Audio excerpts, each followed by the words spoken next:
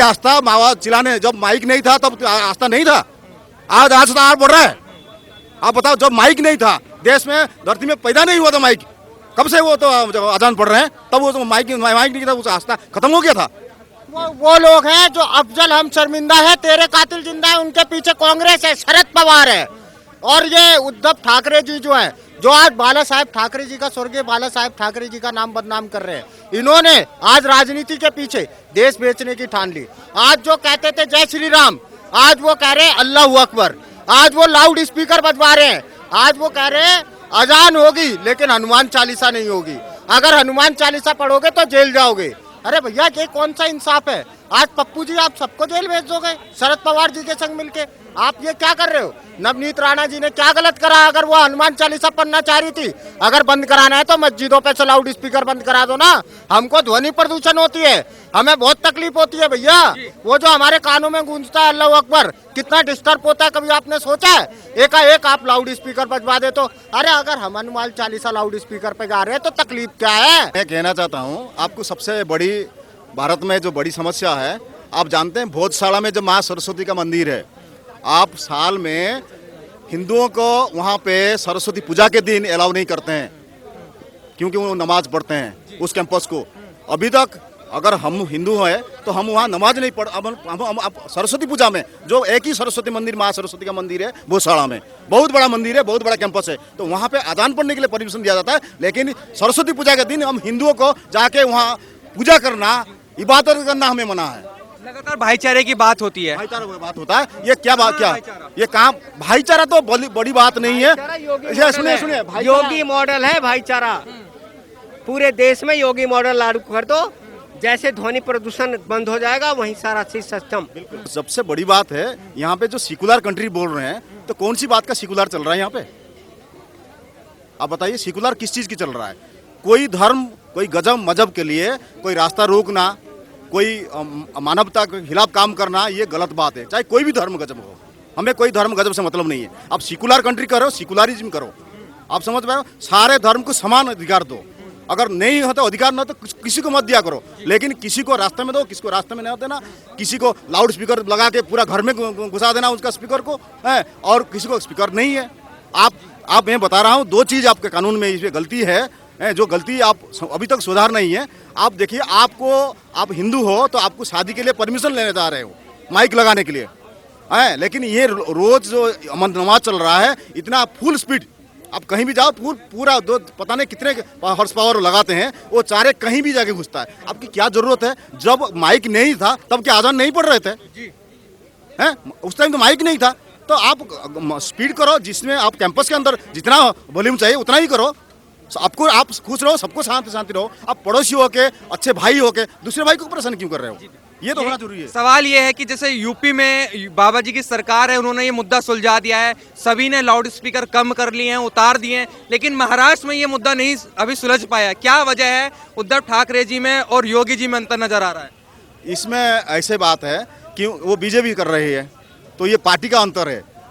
आप सबसे बड़ी मुद्दा है, आप इस चीज़ को मैं बता रहा हूँ, ये देश में कब ये पार्टी लोग मरेंगे, कब विभाजन खत्म होगा?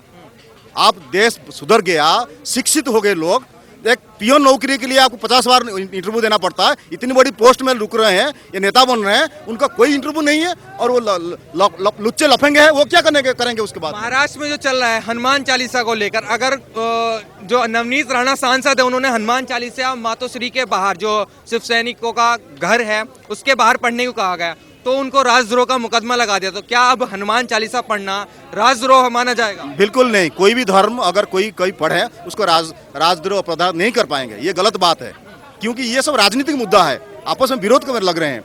वो जो आप बता रहे हैं, जो राज ठाकरे का जो सरकार है, वो क्या हिंदू नहीं है? वो क्या हनुमान को चालीसा नहीं पढ़ते हैं? तो उनको खिलाफ कैसे कर दिया उन्होंने?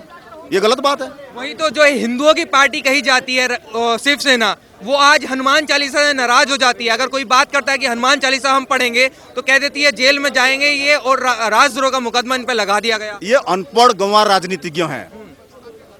जब देश में इतने बड़े शिक्षित व्यक्तित्व है, देश में ईश्वर की कमी नहीं है, ये छोटे लोग 2% लोग, 10% लोग जो राजनीति मुद्दा लेके पढ़ रहे हैं, पैसा फेंक के, कुछ भी करके, जो वोट ले रहे हैं ये गलत होना चाहिए। ये आपका वोट बैंकिंग बंद करो, आप वोट देना बंद कर दो। चाहे परीक्षा हो, आप छोटे से पियोन के लिए 50 बार इंटरव्यू देते हैं, आप इतनी बड़ी पोस्ट ले रहे हो, इंटरव्यू क्यों नहीं ले रहे हो? अच्छा, आखिरी सवाल आपसे मेरा ये है कि अजान जो लाउड स्पीकर पे हो रही है, क्या इसको बैन कर देना चाहिए? बिल्कुल कंप्लीट बैन होना चाहिए। जितने कैंपस में है, आप कोई भी हो, आप हिंदू हो, मुसलमान हो, कोई भी हो, जो भी आवाज धर्म के लिए कर रहे हो, आवाज उसकी कैंपस में रखो, बाहर किसी को परेशान मत करो। कि बच्चे पढ़ाई करते हैं, बच्चे भविष्य है, और सबका अब हिंदू बच्चे भी परेशान हो रहे हैं, मुसलमान बच्चे भी परेशान हो रहे हैं, क्रिश्चियन सब परेशान हो रहे हैं। इससे कुछ लोग कह रहे हैं हमारी आस्था का सवाल है ये तो। हाँ? आस्था का सवाल। वही आस्था, आवाज चिल्लाने, जब माइक नहीं था तब आस्था नहीं था, आज तो बढ़ रहा है।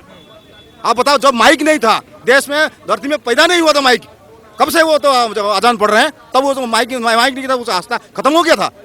आस्था रहेगा, अपने जेब में रखो, धर्म को अपने पॉकेट में रखो, ताकि वो सामान में मत करो, किसी के सामने मत लाया करो। धर्म अपनी अपनी जेब में रखो, जैसे आपका नाम के हिसाब से आपका धर्म है, इसी हिसाब से व्यक्तिगत है। ये किसको कम्युनलिज्म को मत करो, सांप्रदायिक मत खिलाओ। धर्म सबका रहेगा और सबके साथ रहेगा। किस तरीके देखते हैं जो दो राज्य हैं, यूपी है और महाराष्ट्र है, एक जगह सुलझा दिया गया मसला कि जो अजान हो रही है या हनुमान चालीसा और उसको धीमी आवाज में किया जाए, लेकिन महाराष्ट्र में ये मुद्दा अभी तक नहीं सुलझ पाया। ये सिर्फ वोट बैंक की राजनीति है और कुछ नहीं है, सिर्फ वोट बैंक की राजनीति है और कुछ नहीं। ठीक है, देखिए, किसी भी धर्म में, हम जिस धर्म में पैदा हुए वो 100% हमारा फेथ है। किसी भी धर्म में जो व्यक्ति पैदा होता है 100% फेथ होता है, उसमें कोई डाउट नहीं है। ठीक है, अब रहेगी बात, आपको अपने धर्म के प्रति आस्था लाउड स्पीकर नहीं है, नमाज है। आप अजान करिए, नमाज पढ़िए, पूजा करिए, पाठ करिए, अपने घर में करिए, मस्जिद में करिए, मंदिर में करिए, लेकिन आवाज़ बाहर नहीं आनी चाहिए। हनुमान चालीसा इसलिए शुरू किया गया है ताकि आप अजान का लाउड स्पीकर कम करिए। सुनिए, देखिए, मैं क्लियर बता रहा हूँ, हनुमान चालीसा चौराहे पे या कहीं भी नहीं पढ़ा जाता था।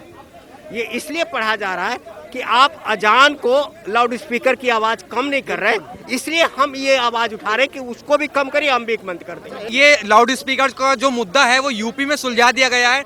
17,000 लाउड स्पीकर से आवाज धीमी हो गई है। तो क्या अंतर है कि योगी जी में और योगी जी और उद्धव ठाकरे जी में क्या अंतर? उत्तर प्रदेश में ये है, उनको परमाणु से डर नहीं लगता है, मिसाइल से डर नहीं लगता है, लेकिन बुलडोजर से डर लगता है।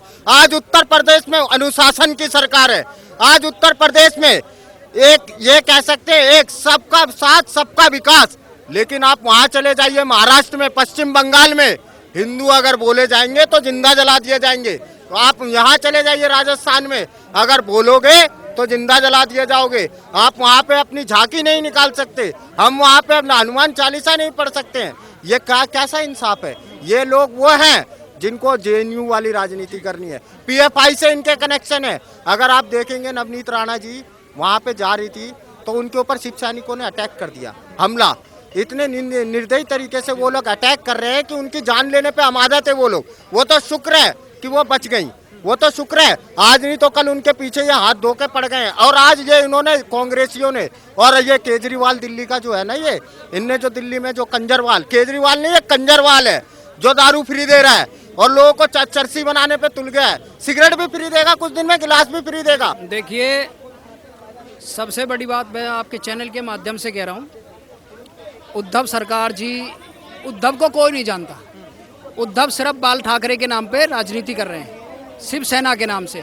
और शिवसेना में, महाराष्ट्र में शिवसेना इसलिए छाई क्योंकि वो हिंदुत्व हिंदुत्व हिंदुत्व हिंदुत्व और आज की डेट में, आज की तारीख में उन्होंने हिंदुत्व को बिल्कुल तहस-नहस कर दिया। और इसके लिए आगे आने वाले कार्यकाल में वो जीरो हो जाएंगे।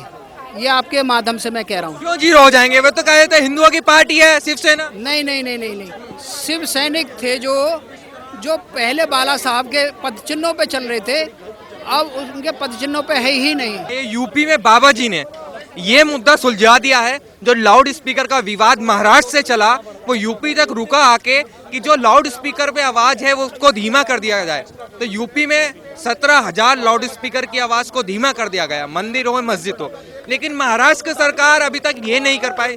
क्या वजह है कि योगी जी जैसा कोई मुख्यमंत्री नजर नहीं आ रहा? देखिए, मैं आपको बताना चाह रहा हूँ, योगी जी जैसा उत्तर प्रदेश, 25 करोड़ जनसंख्या है उत्तर प्रदेश की, उसके महाराष्ट्र आधे के मुकाबले भी नहीं है, और उद्धव सरकार उसमें टोटली फेल हो गई है, टोटली फेल है।